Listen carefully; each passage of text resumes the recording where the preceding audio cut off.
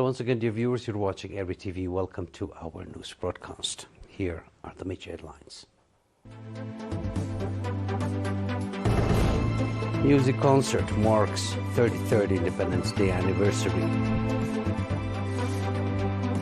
Seminars highlight 33rd Independence Day anniversary.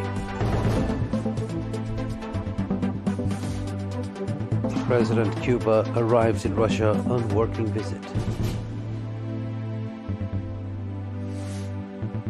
United Nations says 3 million forced to flee in Myanmar conflict. In our domestic news, a music concert celebrating the 33rd Independence Day anniversary was held for students yesterday evening, May 7, at Bat Maskaram Square here in the capital. The concert, featuring participation from students ranging from junior school to colleges, showcased various musical, cultural, music dramas and dances. Lasting for 2 hours, the event saw performances from cultural troupes such as Asr, Kouakhabti Rim and Meras, along with a comedic act by Dawit Eyob and his team. Speaking to arena artist Futsum Johannes, one of the coordinators of the concert, highlighted the program was organized as part of the 33rd Independence Day anniversary commemoration and expressed gratitude for the students' enthusiastic participation. Similar events are scheduled for members of the Eritrean Defense Force on May 11 and residents of the 13 subzones of Asmara on May 17. It is to be recalled that commemoration of the 33rd Independence Day kicked off with a music concert for students ranging from kindergarten to elementary school on April 27.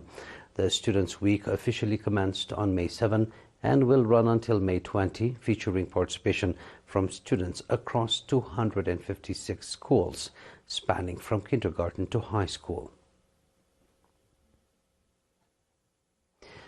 The National Union of Eritrean Youth and Students Central Region Branch organized seminars in connection with the 33rd Independence Day anniversary. The seminars, targeting junior and high school students as well as youth civil servants in the Barikh, Galanefhi and Saraja subzones, were conducted by veteran fighters. They aim to impart the noble values of the Eritrean Revolution, highlight the sacrifices paid, and discuss the psychological warfare and resilience of the Eritrean people. Additionally, author Solomon Darar conducted a seminar focusing on the heroic feats of the Eritrean Commando. Organizers emphasized their responsibility to transmit the noble values of the Eritrean struggle for independence to future generations. Participants on their part recognized the significance of these events in conveying the history of the Eritrean people to the new generation and stressed the importance of continuing these educational efforts. A cultural, sports and schools week took place in Arata subzone from April 25 to April 30, themed Strong Organizational Capacity for National Development. Mr. Noor Ismail, head of the youth organization in the subzone, highlighted the significant contributions of Youth Week towards raising awareness, strengthening organizational capacity, and fostering innovation and creativity. He also emphasized its role in promoting the physical and mental well-being of students. The managing director of Arata subzone, Mr. Mahmoud Abdullah, stressed that nurturing youth is a responsibility shared by all nationals.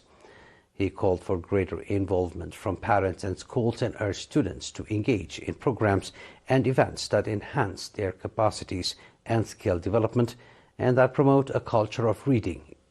In related news, 120 students, including 31 girls, have graduated from a social science training program. Additionally, 24 youth have completed a water pump motors maintenance program in the Arata subzone.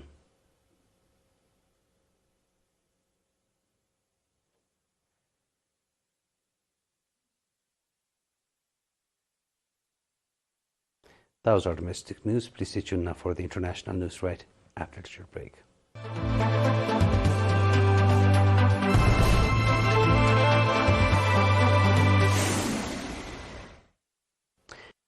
Diaz-Canel, first secretary of the Central Committee of the Communist Party and president of the country, arrived today in Russia for a working visit that will last until May 9.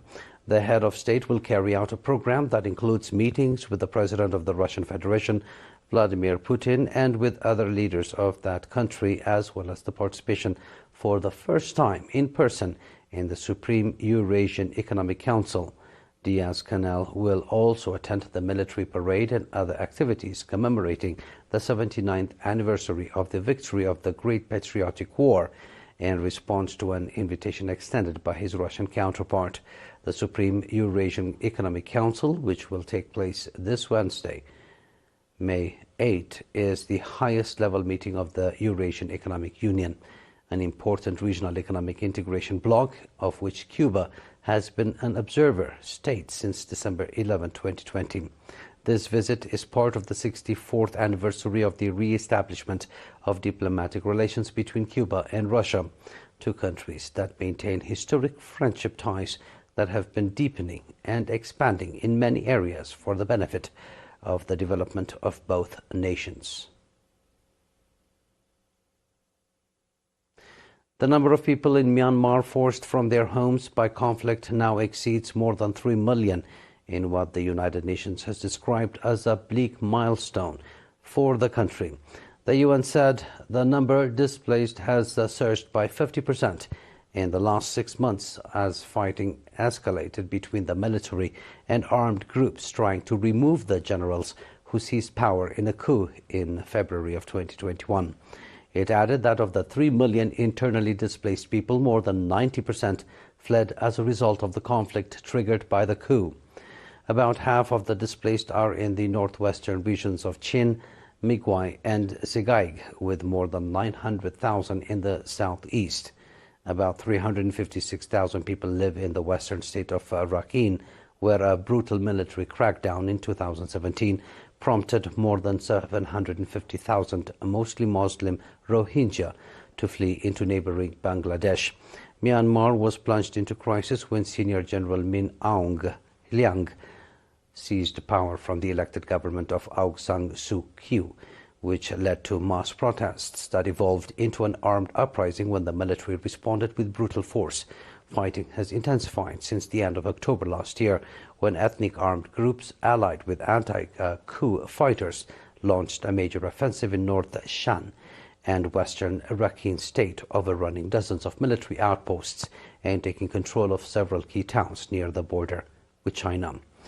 Please stay tuned now for a recap of tonight's headlines. Music concert marks 33rd Independence Day anniversary. Seminars highlight 33rd Independence Day anniversary.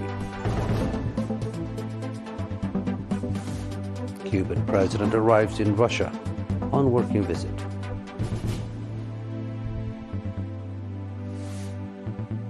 The United Nations has 3 million forced to flee in Myanmar conflict. And that was our news for tonight, dear viewers. It is good night from us.